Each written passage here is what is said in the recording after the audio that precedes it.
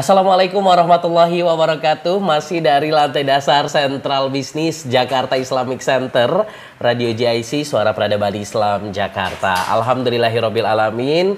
Senang sekali Bang Dipo Usman kembali hadir menemani ruang dengar Anda di edisi 30 Juli 2021 hari Jumat yang penuh dengan mubarak. Alhamdulillahirabbil alamin, kita hadir kembali dalam program Bincang Sehat kerjasama Radio JIC dengan Rumah Sakit Islam Jakarta Sukapura. Bekerja sebagai ibadah ihsan dalam pelayanan hari esok harus lebih baik daripada hari ini. Alhamdulillah di Jumat yang penuh dengan keberkahan hari ini kita hadir dalam satu program yang alhamdulillah pada kesempatan hari ini kita juga nanti akan membahas seputar amankah vaksinasi COVID-19 pada anak bersama Dr. Dian Arini, spesialis anak, dokter spesialis anak dari Rumah Sakit Islam Jakarta Sukapura yang nampaknya sudah hadir juga di ruang dengar Anda atau di layar kaca Mitra JIC. Dan tentunya Mitra JIC kami juga menyampaikan untuk Anda yang ingin bergabung bersama kami, silakan kirimkan pertanyaannya melalui di 081 21554 9288 ya. Kira-kira ada keluhan berkaitan dengan vaksinasi COVID-19 terutama khusus anak, nanti kita bincang-bincang bersama dokter spesialis anak dari RSIJ Sukapura. Langsung saja kita akan menyapa Dr. Dian Arini. Assalamualaikum dokter. Wabarakatuh. Iya. Selamat pagi Mas Dipo. Assalamualaikum para mitra JIC. Iya, waalaikumsalam. Terima kasih Dokter Dian atas waktunya untuk bisa hadir kembali menemani kita di sini. Dokter Dian gimana? Sehat ya kabarnya? Sehat, alhamdulillah. Alhamdulillah. Bang Dipo sehat-sehat. Alhamdulillah sehat selalu. Mohon maaf Dokter Dian, hari ini Bang Dipo nggak pakai masker karena alhamdulillah di ruangan memang sendiri saja begitu ya. Oh iya. Oh. Iya baik, Dokter Dian Arini, hari ini kita bicara tentang aman nggak sih vaksin gitu untuk anak. Nah, seberapa aman dan seperti apa nanti kita bicara tentang ada hal-hal yang berkaitan dengan vaksin itu apa saja begitu ya. Untuk itu kami persilahkan dulu Dokter Dian untuk memberikan openingnya di tema kita hari ini. Baik, Assalamualaikum warahmatullahi wabarakatuh. Ya, para mitra JIC di rumah. Selamat pagi, saya Dr. Dian Arini, saya dokter spesialis anak dari Rumah Sakit Islam Jakarta Sukapura. Pada hari ini saya akan memberikan sharing ilmu tentang imunisasi COVID pada anak. Apakah aman untuk anak-anak? Nanti ada beberapa pengantar materi terlebih dahulu yang akan saya sampaikan. Itu Bang Dipo. Baik. Nampaknya Dokter Dian Arini sudah mempersiapkan slide-nya ya? Sudah Bang. Oke, baik. Kami persilahkan Dokter Dian untuk menyampaikan materinya berkaitan dengan tema kita hari ini. Dan tentunya kami juga mengingatkan untuk Anda karena saat ini kita live Facebook dan live radio JIC di 107.7 FM. Silakan Mitra JIC kirimkan pertanyaannya di 081 21554 9288 ya. Kalau sudah boleh dokter bisa di-share untuk slide-nya. Oke. Bentar ya Mas. Iya. Baik, Mitra JIC insya Allah kurang lebih 45 menit kita hadir menemani Anda. Nah, tema kita hari ini adalah imunisasi COVID pada anak. Nah, kepadanya kami persilahkan dokter. Lihat slide-nya ya Mas. Iya.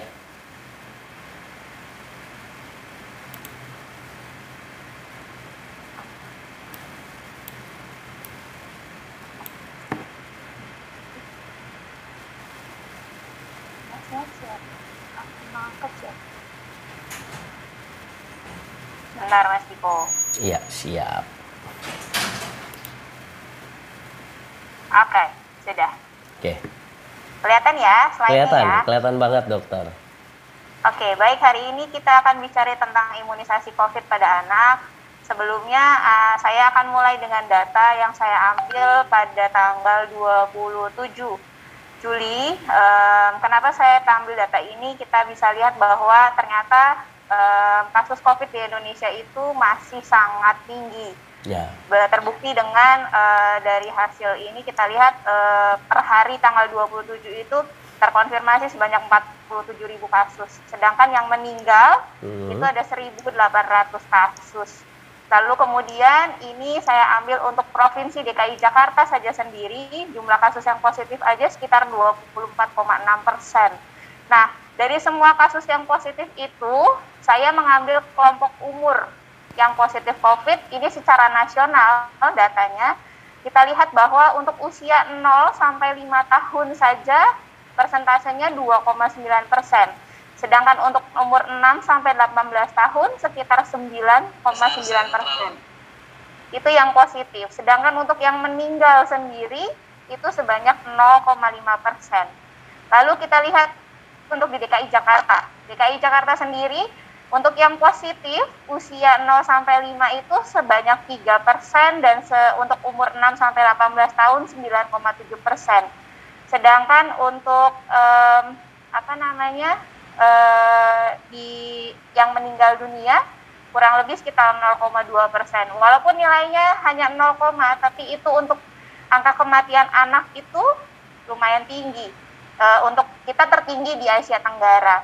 Lalu kemudian untuk gejala COVID sendiri pada anak-anak ada demam, batuk, pilek, nyeri tenggorokan, sakit kepala, mual, muntah, diare, lemas, dan sesak napas. Nah, lalu kapan orang tua harus membawa anaknya ke rumah sakit? Misalkan awalnya isolasi mandiri di rumah, lalu kemudian ditemukan adanya tanda-tanda bahaya yang saya merahkan ini, misalkan anaknya banyak tidur, nafasnya jadi cepat, ada cekungan di dada, kemudian saturasi oksigennya turun di bawah 95%, mata merah, ada ruam, kemudian demamnya lebih dari 7 hari, ditambah anak kejang, kemudian anaknya muntah-muntah, nggak bisa makan, nggak bisa minum, pipisnya berkurang, maka waspada orang tua, artinya anak-anak tersebut sudah tidak bisa melanjutkan isolasi mandiri di rumah, harus segera dibawa ke rumah sakit.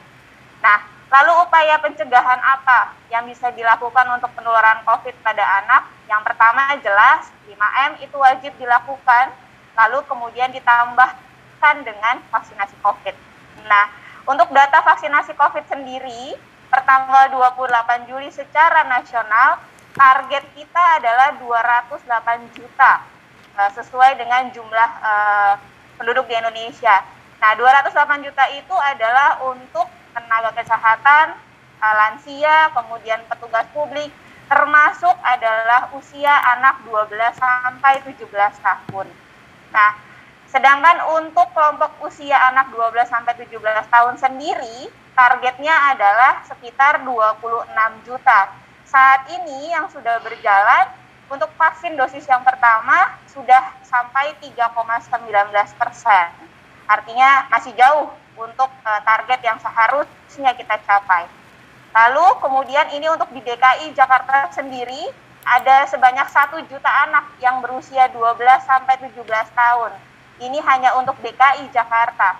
Nah, saat ini untuk di DKI Jakarta sendiri alhamdulillah kita sudah bisa sampai ke angka 51,6% untuk dosis pertamanya. Mudah-mudahan dengan semakin digencarkannya imunisasi untuk anak-anak, kita bisa mencapai angka yang lebih tinggi untuk dosis yang pertama. Nah, kenapa saya bicara tentang imunisasi pada anak untuk COVID? Karena latar belakangnya adalah Konvensi Hak Anak, kemudian Undang-Undang Perlindungan Anak, Undang-Undang Kesehatan, yang mengatakan bahwa anak itu dari umur 0 sampai 18 tahun. Anak-anak belum mampu untuk melindungi dirinya sendiri.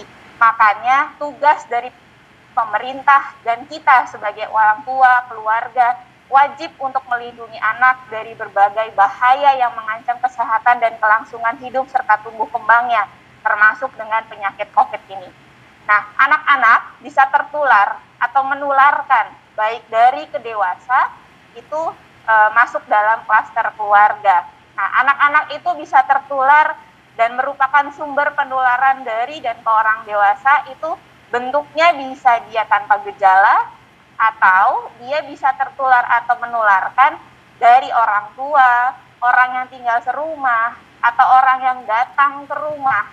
Anak-anak suka dibawa pergi sama orang tua di kendaraan umum, kemudian tempat umum, tempat ibadah, lalu kemudian pembelajaran tatap muka, bertemu dengan teman dan guru-gurunya, dan lain-lain. Nah, lalu kemudian untuk mencegah penularan dari dewasa ke anak, yang pertama jelas, protokol kesehatan yang ketat bagi kita orang dewasa yang masih aktif di luar rumah. Lalu kemudian yang kedua, untuk saat ini sudah direkomendasikan untuk pemeriksaan rapid antigen dan PCR untuk anak-anak. Lalu kemudian yang ketiga adalah percepatan imunisasi pada dewasa dan anak-anak, terutama pada remaja tadi usia 12-17 tahun dengan mobilitas yang tinggi. Nah, prinsip dari pencegahan penularan COVID pada anak dan dewasa adalah yang pertama, tidak berpergian atau berkerumun. Kemudian yang kedua, untuk anak dan dewasa, pakai masker secara benar, menutupi lubang hidung, mulut, dagu, pipi, tidak longgar atau melorot, tidak taruh di jidat, tidak taruh di dagu, kemudian tidak ngobrol, sering cuci tangan. Lalu kemudian kita harus memberikan sanksi yang tegas, tidak pandang bulu, siapapun yang melanggar harus diberikan sanksi. Dan kemudian yang terakhir adalah imunisasi, baik untuk dewasa, terutama untuk kelompok yang rentan, yaitu usia, lansia, dan anak-anak. Nah, vaksin COVID yang sekarang dipakai untuk anak-anak adalah vaksin COVID-19 namanya. Vaksin ini mengandung inactivated SARS-CoV-2 virus atau virus SARS-CoV-2, tapi yang sudah diinaktifkan atau bentuknya sudah mati. Bentuknya suspensi atau injeksi, lalu nanti ini disuntikkan pada anak-anak. Ini kita produksi sendiri di Bio Farma. Lalu kemudian sudah keluar juga fatwa MUI untuk izin melakukan vaksin COVID ini, nanti bisa dibaca. Lalu ini adalah ada beberapa jurnal, tapi ini saya ambil salah satu penelitian yang sudah dilakukan di luar negeri bahwa vaksin COVID itu efektif dan memang harus diberikan untuk anak-anak dan remaja. Lalu kemudian ini adalah izin edar dari BPOM untuk vaksin COVID. Jadi vaksin COVID itu sudah terbukti halal, kemudian bersih dan efektif. Lalu ini adalah rekomendasi dari PP Pusat IDAI yang mengatakan bahwa berdasarkan dari uji klinik, maka percepatan vaksin COVID-19 pada anak, vaksinnya sudah tersedia di Indonesia. Dikatakan berdasarkan dari hasil uji klinis itu, vaksin COVID untuk anak itu aman, serokonversi dan imunogenisitasnya tinggi. Lalu berdasarkan prinsip kehati-hatian, maka akan dimulai untuk usia 12 sampai 17 tahun. Nah, dosisnya adalah sebanyak 0,5 cc, disuntikkan nanti secara intramuskular pada lengan kanan sebelah kiri. Anak-anak akan mendapatkan 2 dosis dengan jaraknya adalah 1 bulan. Nah, untuk usia 3-11 tahun, saat ini kita masih menunggu hasil kajian dan menilai keamanan untuk dosis dengan jumlah vaksin yang memadai. Maka yang bisa dilakukan apa? Tetap lakukan protokol kesehatan yang ketat dengan 5M. Lalu kemudian kontraindikasi apa? Anak-anak yang bagaimana yang tidak bisa mendapatkan imunisasi COVID-19, di sini dijelaskan bahwa ada defisiensi imun, lalu kemudian dengan penyakit GBS, anak kanker yang sedang menjalani kemoterapi, atau anak-anak yang sedang mendapatkan pengobatan imunosupresan, anak yang demam dengan suhu 37,5 atau lebih, atau anak-anak yang sudah pernah terkonfirmasi positif, tapi dia kurang dari 3 bulan setelah dinyatakan sembuh, lalu kemudian pasca imunisasi yang lain kurang dari 1 bulan, kondisinya hamil, ada hipertensi tidak terkendali atau diabetes mellitus, penyakit kronis yang tidak terkendali. Nah, hal-hal tersebutlah yang merupakan kontraindikasi, artinya anak tersebut tidak bisa mendapatkan vaksin. Imunisasi akan dilakukan oleh tenaga kesehatan, lalu kemudian lebih baik jika imunisasi itu dilakukan bersamaan untuk semua penghuni rumah, itu akan lebih baik. Jadi semua akan terlindungi bersama-sama. Lalu akan dilakukan pencatatan secara elektronik, dan yang terakhir jelas pemantauan kemungkinan KIPI. KIPI itu adalah kejadian ikutan pasca imunisasi. Nah, ini adalah gambaran untuk orang tua saja bahwa untuk vaksin nanti kami dari Ikatan Dokter Anak Indonesia, kemudian dengan Kementerian Kesehatan sudah mempersiapkan nanti untuk bagaimana pelaksanaan vaksin COVID-nya sesuai dengan petunjuk teknis pelayanan imunisasi pada masa pandemi. Jadi nanti persiapan ruangannya sudah ada, jaraknya diatur, ruangannya cukup besar, sirkulasinya baik. Lalu kemudian nanti sebelum dilakukan vaksin akan dilakukan screening triase dulu. Anaknya demam tidak, akan dianamnesis ada batuk, nyeri tenggorokan, kemudian apakah kontak dengan yang terkonfirmasi COVID. Nah, untuk persiapan pasiennya sendiri nanti akan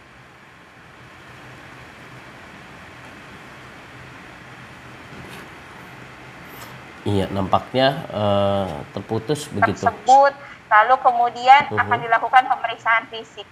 Nah, setelah imunisasi, anak-anak akan menunggu kurang lebih 30 menit sampai nanti diizinkan untuk pulang.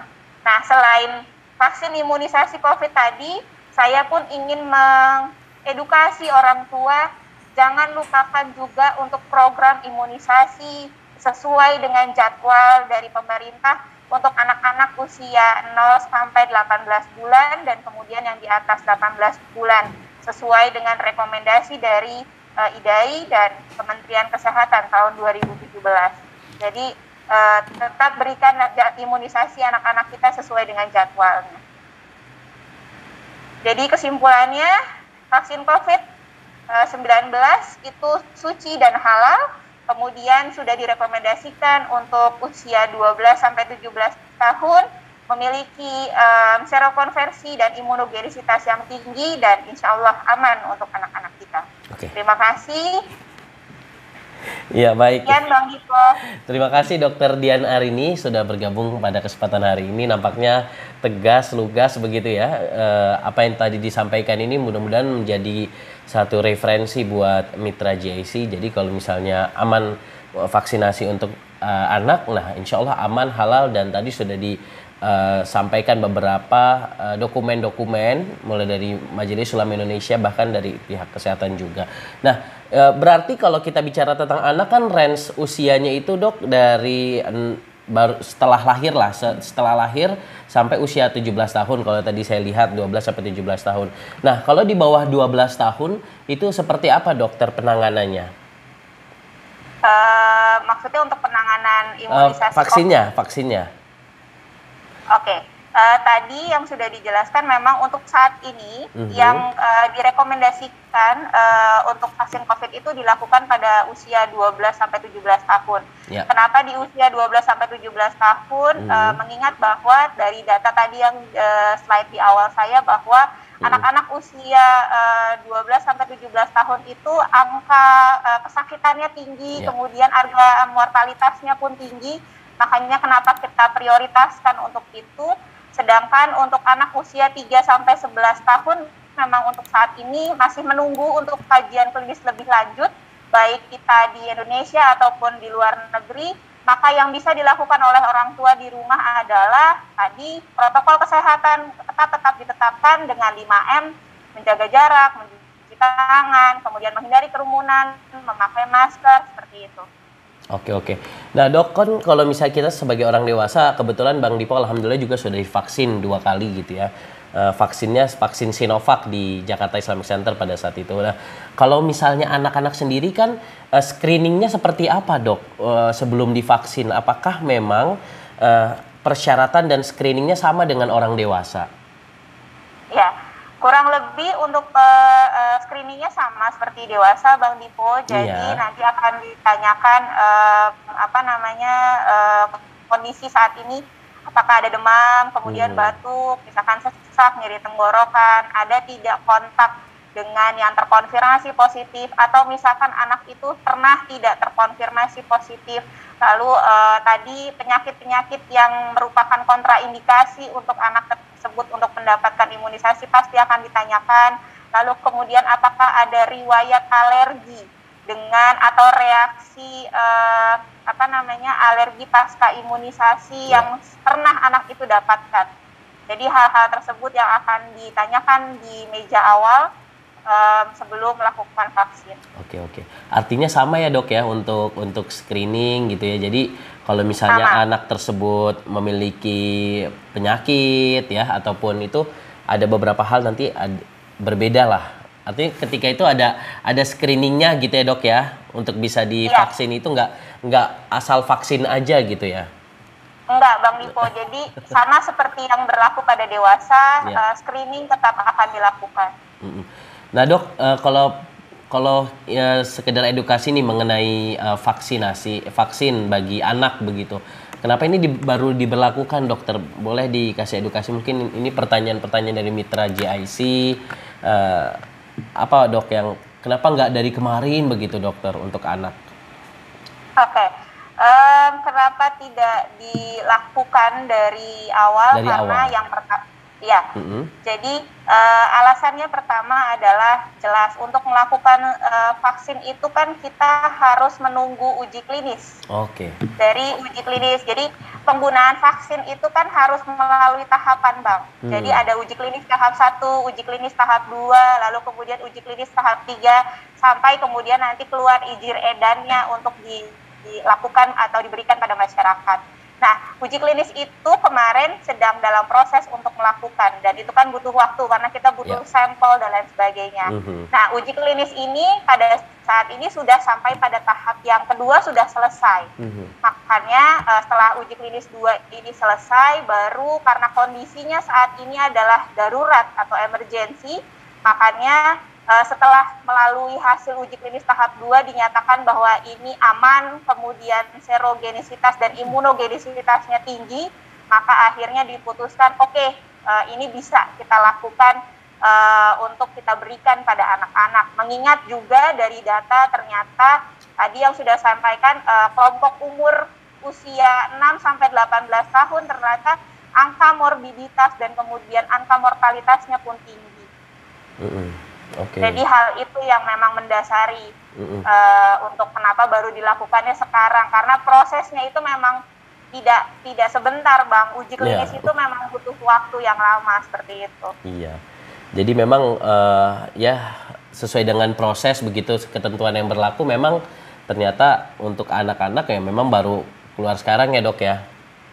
Iya, betul Bang. Nah, Dokter Dian, saya mau bertanya juga berkaitan dengan sekarang kan kalau anak-anak kan sudah bisa ini dok di PCR begitu ya. Artinya dari usia, bahkan dari usia balita sampai anak-anak pun itu sudah bisa di PCR. Bahkan ada yang Bang Dipo melihat kasus ada yang positif seperti itu. Ya pasti kan orang tua ingin juga anaknya selalu aman ya, dengan cara ya mungkin salah satunya dengan vaksin ini sendiri. Nah, kalau misalnya anak-anak yang sudah terpapar positif begitu, nah untuk vaksin itu sendiri seperti apa sih dok mekanismenya untuk kita bisa divaksin kalau sudah terpapar penyintas COVID-19? Oke, jadi kalau untuk anak-anak yang sudah pernah terinfeksi dengan virus corona, memang secara alamiahnya pada saat kita sudah terinfeksi otomatis badan kita akan membentuk antibodi. Oke.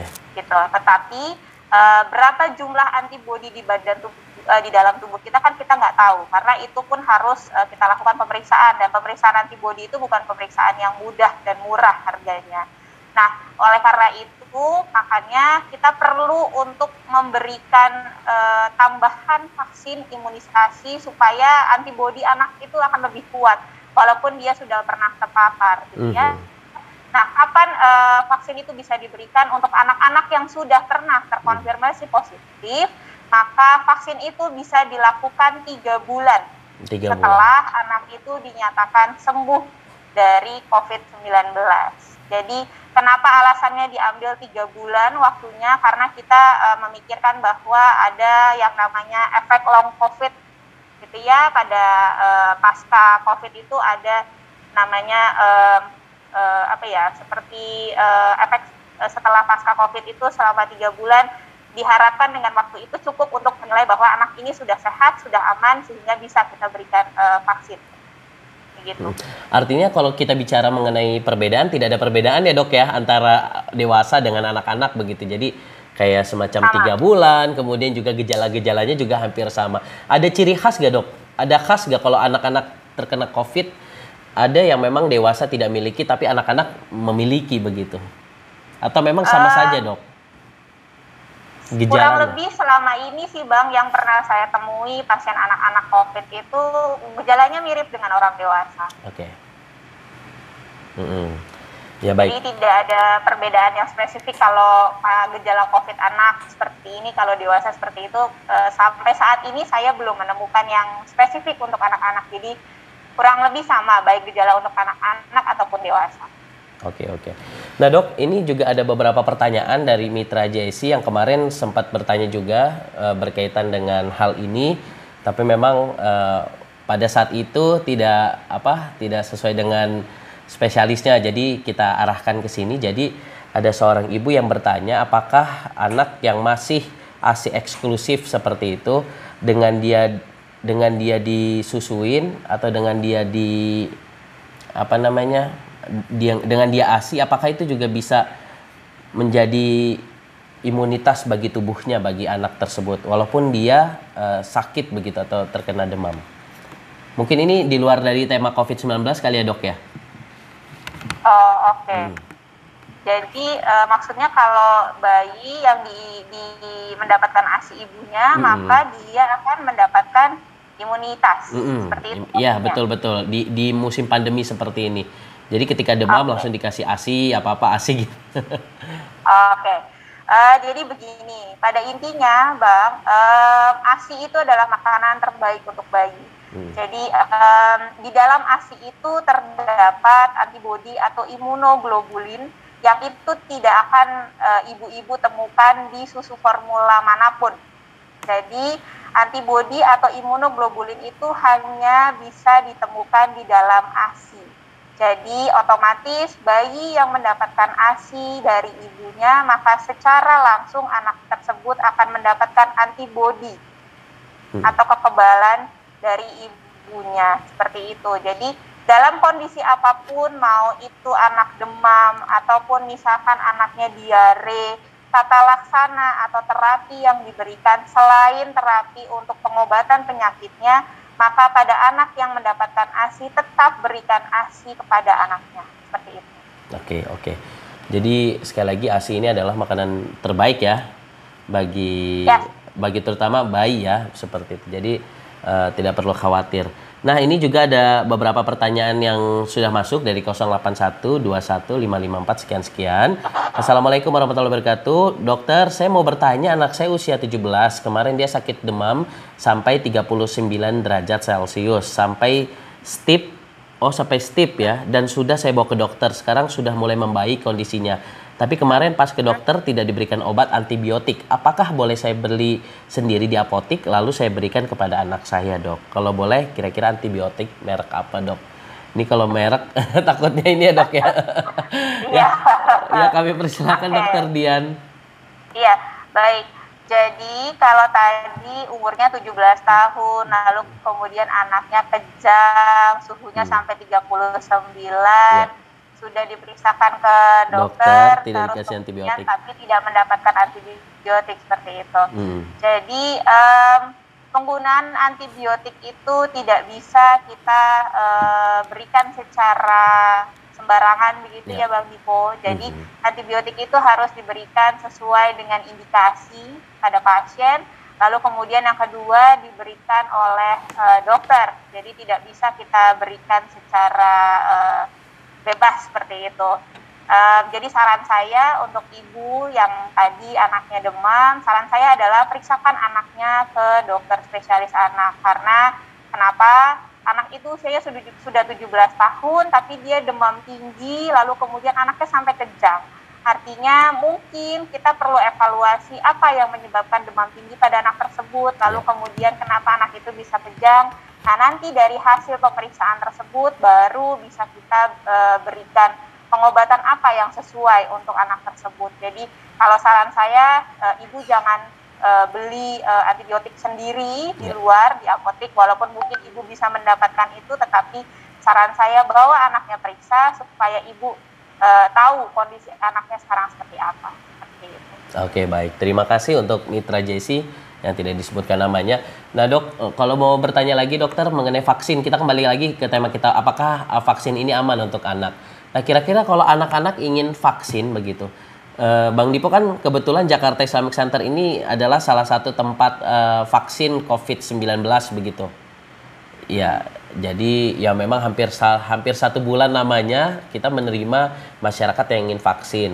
Nah, kalau boleh, kalau anak itu sendiri, apakah memang tempatnya khusus atau memang harus di klinik yang sudah dirujuk atau seperti apa dokter? Yang dokter ketahui? Ya, sesuai dengan panduan petunjuk teknis pelaksanaan imunisasi pada masa pandemi yang sudah dikeluarkan oleh Kementerian Kesehatan, untuk pelaksanaan vaksin atau imunisasi pada anak-anak itu memang satu disarankannya adalah dipisahkan antara anak yang sehat dengan anak yang sakit. Lalu kemudian yang kedua, dilakukan di ruangan yang terbuka, Bang. Artinya misalkan kalau untuk vaksin COVID seperti ini karena usianya 12 sampai 17 tahun mungkin bisa dilakukannya di sekolah. Lalu kemudian atau misalkan di aula, ruangan yang terbuka bersirkulasi udara baik. Lalu kemudian yang ketiga, sebelum dan setelah dilakukan imunisasi, maka ruangan itu harus dilakukan desinfektan atau general cleaning. Lalu kemudian yang ketiga, diatur tempat duduknya berjarak antara 1 sampai 2 meter. Lalu kemudian protokol kesehatannya tetap jalan, anak-anak harus pakai masker, yang mengantarkannya pun juga harus pakai masker, misalkan seperti itu. Jadi kurang lebih sih sama seperti untuk pelaksanaan vaksin pada orang dewasa. Iya ya. Tapi untuk pelaksanaannya alangkah baiknya di tempat-tempat yang memang khusus untuk anak-anak seperti kayak tadi sekolah yang memang seusianya begitu ya. Iya, jadi nanti bisa dikoordinasikan dengan pihak sekolah, misalkan ya Bang, kan itu usia 12 sampai 17 tahun. Jadi mungkin dibagi per hari misalkan 10 anak, 10 anak, 10 anak. Jadi supaya tidak mengumpulkan banyak anak di satu tempat dan di satu hari. Lalu kemudian nanti yaitu ruangan kelasnya disulap menjadi tempat imunisasi seperti itu. Nanti berjarak, terus kemudian nanti ada ruang tunggu pasca imunisasi, kan anak-anak harus menunggu dulu 30 menit supaya kita bisa mengobservasi apakah ada reaksi pasca imunisasinya seperti itu. Nanti setelah itu baru anak-anak diizinkan pulang begitu. Oke, baik. Menarik sekali hari ini. Dan mungkin terakhir dokter, ini berbicara tentang kondisi saat ini ya di rumah sakit, terutama Rumah Sakit Islam Jakarta Sukapura begitu. Kira-kira kan sekarang betul-betul orang tua itu panik ya ketika anaknya itu memiliki gejala-gejala yang memang hampir mirip dengan COVID-19 ya. Dia tidak mau dibawa ke dokter karena khawatir nanti positif dan lain-lain. Nah, kalau kita sebagai orang tua, kapan anak kita itu ketika dia sudah menemukan gejala-gejala dari COVID-19, kapan dia harus bawa ke dokter dan kapan dia harus mengecek kesehatan terutama dalam PCR ataupun mengetahui apakah dia terpapar COVID atau tidak. Kalau dokter melihatnya seperti apa kondisi sekarang? Iya, jadi memang saya mengerti kekhawatiran dan ketakutan para orang tua di rumah untuk membawa anak-anaknya ke rumah sakit gitu ya pada saat kondisi anaknya sakit. Pada kondisi di mana memang anak tersebut misalkan ya Bang, anaknya demam, batuk pilek gitu ya. Nah, atau misalkan diare, tapi diarenya mungkin belum yang diare yang hebat gitu. Lakukan dulu penanganan pertama di rumah. Jadi kalau anak demam, berikan obat penurun panas, dikompres dan lain sebagainya. Orang tua atau ibu-ibu pasti punya obat emergency gitu ya, ibaratnya untuk diberikan penanganan awal pada anak. Nah, kalau misalkan setelah dilakukan penanganan awal pada anak ternyata kondisinya tidak membaik atau malah memberat, ya tidak ada pilihan lain. Artinya memang harus segera dibawa ke rumah sakit. Lalu kemudian pada saat nanti di rumah sakit akan di-screening Bang. Jadi triasenya akan tetap jalan. Apakah memang anak-anak ini gejala yang dikeluhkan itu mengarah ke arah COVID atau tidak. Lalu kemudian akan dipisahkan antara dewasa dengan anak-anak. Lalu untuk screeningnya sendiri COVID tetap rapid antigen harus dilakukan. Kalau kami di Rumah Sakit Islam Sukapura tidak hanya pasiennya yang kami rapid antigen, tetapi penunggu dari pasien. Jadi kalau pasien anak maka orang tuanya pun harus kami rapid antigen untuk bisa menunggu anaknya di ruang perawatan gitu. Jadi kalau misalkan memang kondisinya memberat ya tidak ada pilihan lain, memang harus dibawa ke rumah sakit. Lalu kemudian untuk pemeriksaan rapid antigen atau PCR, memang itu nanti dilakukan sesuai dengan indikasi, Bang. Jadi kalau rapid itu bisa dilakukan untuk pemeriksaan screening, tapi kalau PCR itu dia untuk diagnostik, artinya untuk menegakkan diagnosa. Jadi kalau screening awal kita hanya melakukan rapid antigen saja, tetapi kalau misalkan ternyata dari rapid antigennya positif contohnya, lalu kemudian gejalanya mengarah untuk arah COVID ditambah dengan pemeriksaan penunjang lain contohnya lab dan radiologinya juga, baru kita akan melakukan pemeriksaan PCR untuk menegakkan diagnosis. Oke. Baik, terima kasih Dokter Dian Arini sudah bergabung hari ini. Mudah-mudahan kita selalu sehat ya Dok ya. Amin. Amin ya rabbal alamin. Mungkin sebagai closing statement Dok, buat para bunda-bunda, para ayah gitu ya yang masih punya anak. Nah, apa pesannya buat kita semua Dok di kesempatan hari ini? Oke, untuk ayah dan ibu yang ada di rumah, saya titip pada orang tua yang di rumah bahwa jaga anak kita dengan baik. Ya. Selama kondisi pandemi seperti ini, saya mohon dengan sangat tetap tinggal di rumah. Jika tidak ada keperluan yang sangat mendesak, tidak perlu untuk keluar rumah atau membawa anak kita keluar rumah. Tetap jalankan protokol kesehatan dengan baik, 5M. Lalu kemudian tetap lindungi anak-anak kita di rumah supaya anak-anak kita bisa tumbuh secara optimal. Kemudian anak-anak kita tetap sehat seperti itu.